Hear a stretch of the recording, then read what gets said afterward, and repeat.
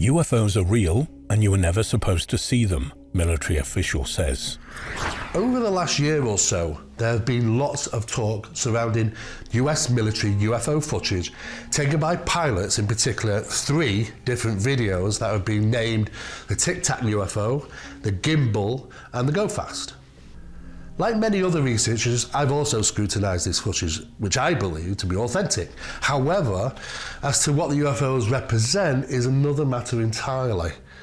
There's still considerable debate in regards to what these strange crafts are and who really own them. The official government line is that the US military is not interested in UFO sightings, does not investigate them, and would certainly not consider them a threat. Seems to be changing as more and more documents and videos of unexplained objects in the sky doing incredible things are released to the public. In December 2017 and March 2018, the New York Times released 3 allegedly declassified videos showing US Navy pilots following a number of unidentified flying objects. The mystery crafts moved at hypersonic speeds, flying tens of thousands of feet above the Earth with no obvious wings, engines, or visible signs of propulsion. Were they alien craft? Super high-tech drones? The pilots involved did not have a clue, and according to a recent statement from Navy intelligence officials, neither does the US government. I think it's certainly a question we should be asking. Are these UFOs ours? There are many people that believe it's impossible for us to have such advanced technology. However, that's been proven many times to be an inaccurate statement. We regularly see new technology coming forward every day. We see it on our television screens. Technology that may have been first developed and utilised many years back. As an example, let's take the F-117A Nighthawk stealth fighter. Now, like many others, I first saw this enter the scene during Operation Desert Storm, when these incredible aircraft were seen in action. According to official documentation and even books from Lockheed Developments, the stealth fighter was likely being test flown in 1973-74. Of course, back then, anyone seeing such an unusual streamlined triangular darting across the skies of Nevada would have certainly thought it to be a UFO and may have actually reported it as so. On such occasions, I think the United States Air Force would welcome that conclusion. It's certainly better than having people shout up from the rooftops. I've just seen a top secret exotic aircraft being test flown. It's possible that it could be a process of incredible technology being utilised. And to be honest, I think the American military forces are certainly factions of them, could be actually keeping this secret very well. In a statement delivered to the intelligence news website The Black Vault, Joseph Gradisher, official spokesman for the Deputy Chief of Naval Operations for Information Warfare, said, "The Navy designates the objects contained in these videos as unidentified aerial phenomena."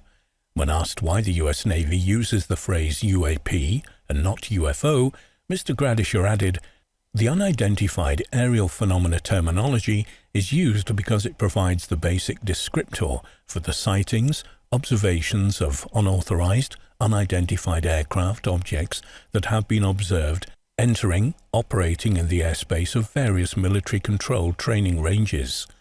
Gradisher's statement means that unexplained videos are authentic and that the objects which were detected in restricted military training airspaces in 2004 and 2015 were not supposed to be there.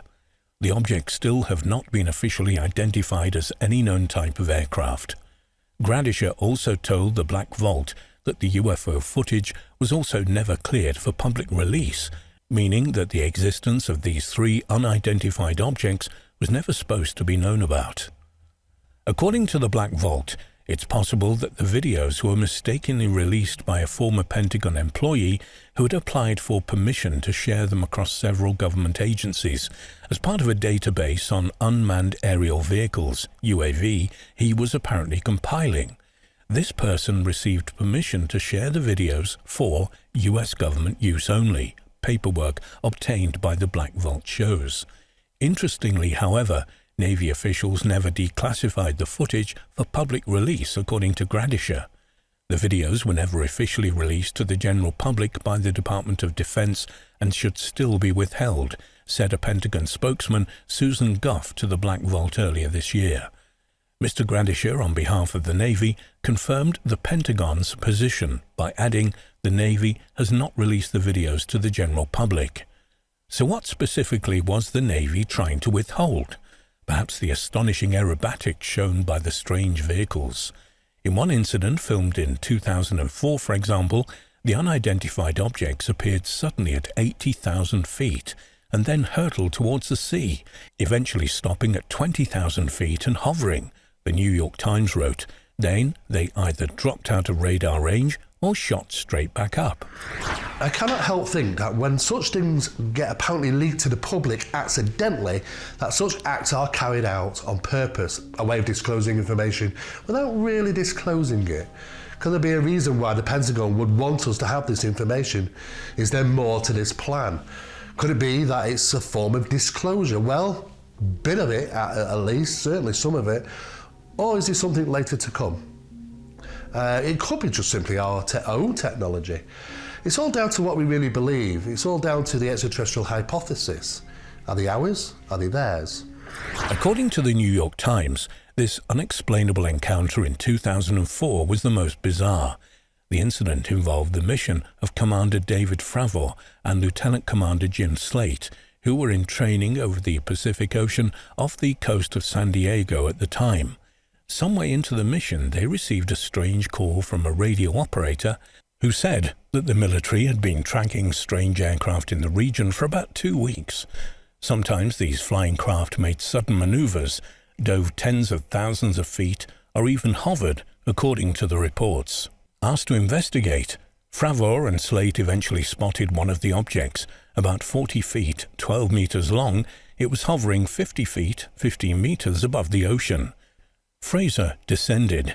The object ascended to meet him, and then it veered suddenly. It accelerated like nothing I've ever seen, he said in an interview with The Times, adding that he was pretty weirded out. A few minutes later, the object disappeared, he added. Fravor returned to his carrier ship, where people made fun of him for what he claimed to have seen. Inexplicably, his superiors didn't look into the matter at all, and Fravor moved on with his career, at one time serving in the Persian Gulf as air support during the Iraq operations. One can imagine all hell breaking loose should those UFOs have been anything other than our own technology. The naval fleet could have easily engaged without anyone ever knowing anything. After all, the incidents took place out at sea, 150 miles out, in a location that doesn't really have any civilian flights passing over, nor many ships passing through it.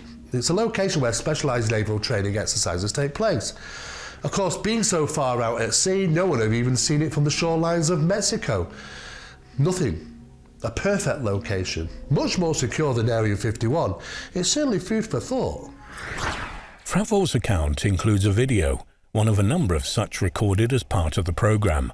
The video shows a small object skirting from side to side and circling in view of the camera. The Times added that the witnesses also underwent certain tests after their encounters to see how the experience had affected them. I can tell you, I think it was not from this world, Fravor added in a separate interview with ABC News. I'm not crazy, haven't been drinking. It was after 18 years of flying. I've seen pretty much about everything that I can see in that realm, and this was nothing close. Although the US government has been secretly investigating unidentified flying objects since 2007, officials claimed that the classified UFO hunting efforts shut down permanently in 2012 after funding disappeared. However, in December 2017, the New York Times reported that the group is still very much in existence and active. The group is officially known as the Advanced Aerospace Threat Identification Program, ATIP.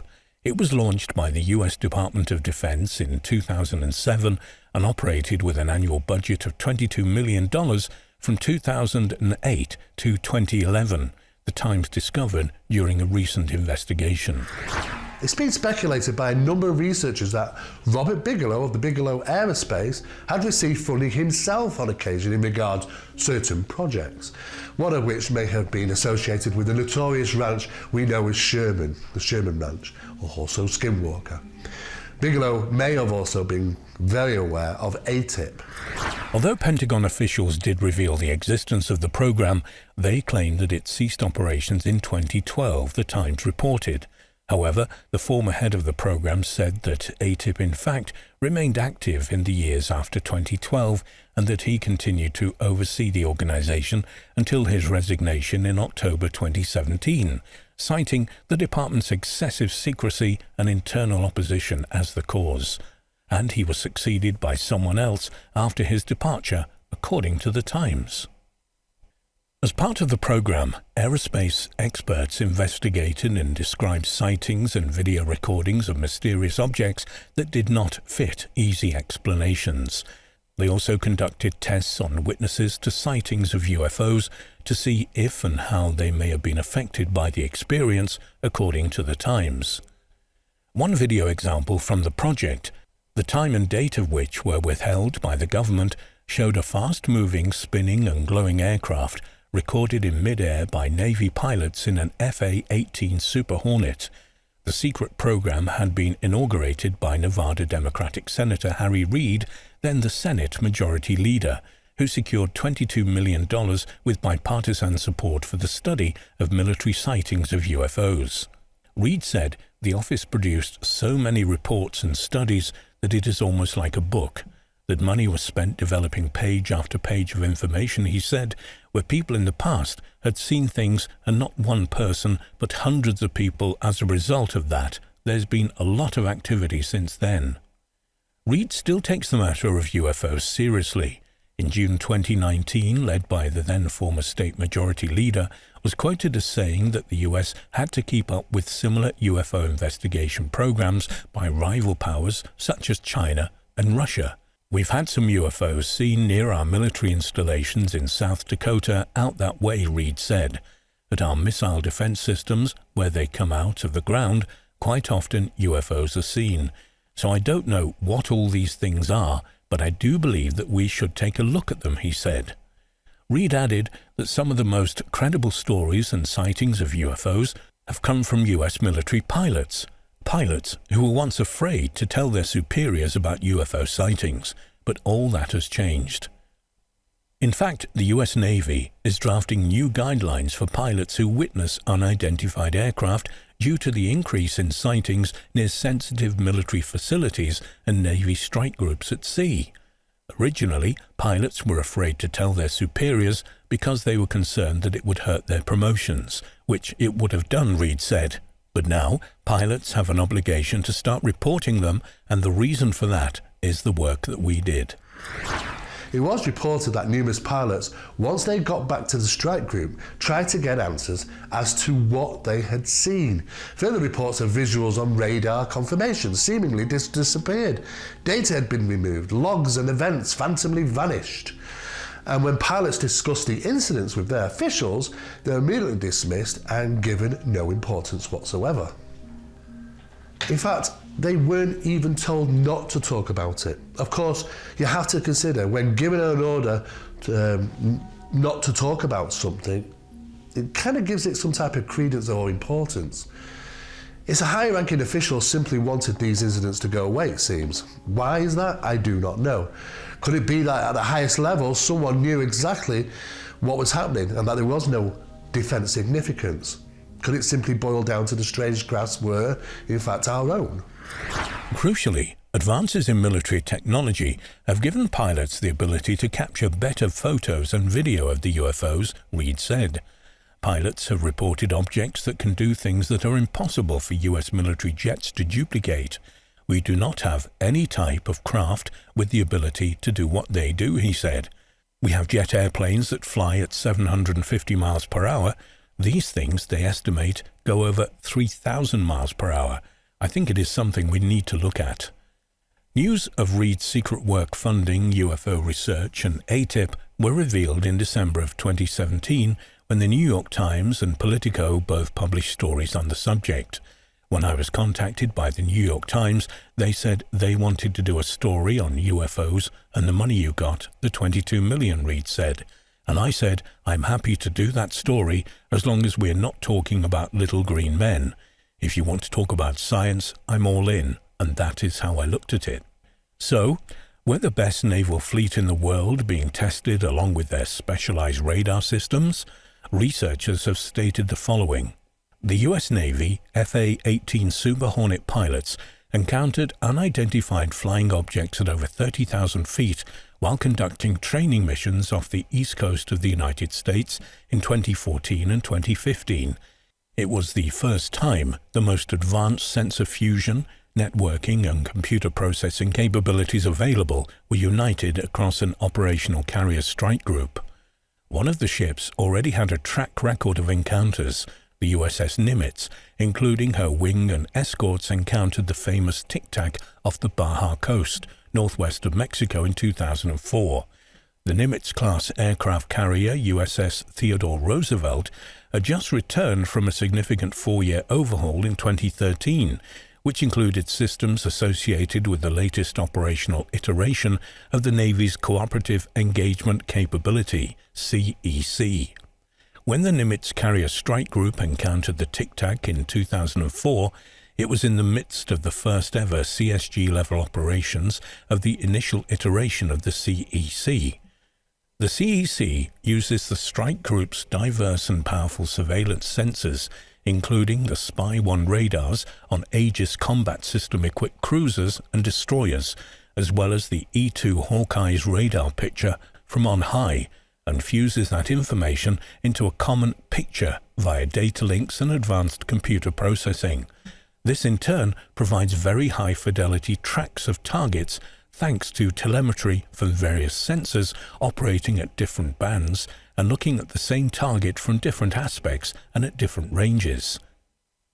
Instead of the objects such as stealth fighters disappearing and reappearing on normal radar systems, with the CEC, the target will remain steady on both platforms. CEC-enabled screens are seeing fused data from both sources and likely many others as well. The data link connectivity and the quality of the enhanced telemetry means that ships and aircraft could also fire on targets without needing to use their own sensor data. The CEC enhances the ability to engage opponents using remotely launched weapons. In 2004, the incident off the Baja coast was the most opportune time to capture the very best real-world sensor data on a high-performance target in near lab-like control settings offered by the restricted airspace. The Theodore Roosevelt Carrier Strike Group's encounters with UFOs only began towards the end of 2014, according to the Times.